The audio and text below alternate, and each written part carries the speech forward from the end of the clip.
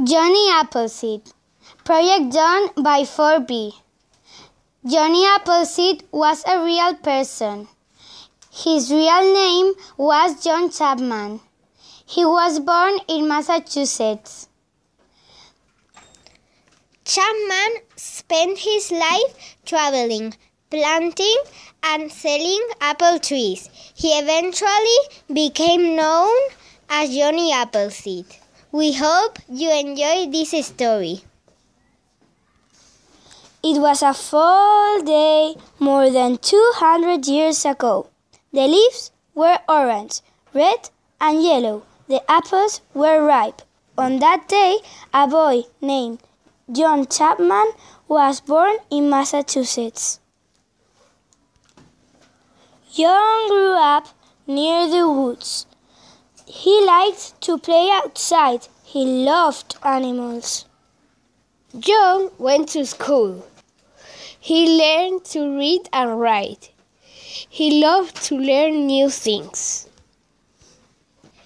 When John was old enough, he worked in an apple orchard. He liked to feel the sun on his back. He loved to smell the rich brown earth, but most of all, he loved the taste of fresh apples. John had always wanted to go west. When he was a young man, John left home. As he walked, he carried a bag of apple seeds with him. John walked for miles and miles and miles. It was warm, so he wore no shoes. He stopped at a river in Pennsylvania. There, John planted his first apple orchard. John walked farther west. He planted more apple seeds along the way. John went back to his orchards many times. He took good care of his small apple trees. Other people were also going west. They stopped when they see John's apple orchard. John sold small trees to the settlers. They took the trees with them. They would plant them out west. The settlers like apples. In late summer, they ate apples right off the trees. In the fall, the settlers put apples in cellars. The cellars were cold and dark. The apples would not spoil there, so the settlers could eat apples all year round. The settlers also baked the apples and cooked them in pots. They made applesauce and juice. They even fed apples to their cows. John planted more trees. He walked and walked and walked. As he walked, John made many friends. John loved to tell stories to the people he met.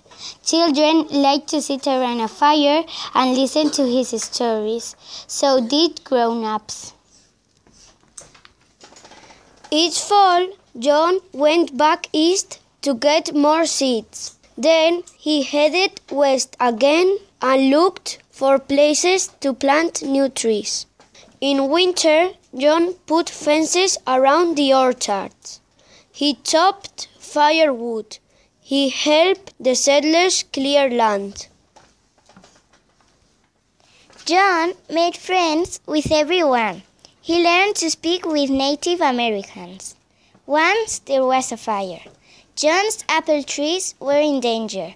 The Native Americans helped him put it out. John's apple orchard was saved. The Native Americans took John on hunting trips. They also taught him how to make a canoe from a log.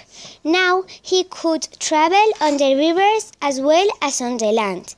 The Native Americans showed John plants that were safe to eat. John also learned which plants could help cure sick people. One day, the Native Americans and settlers fought each other.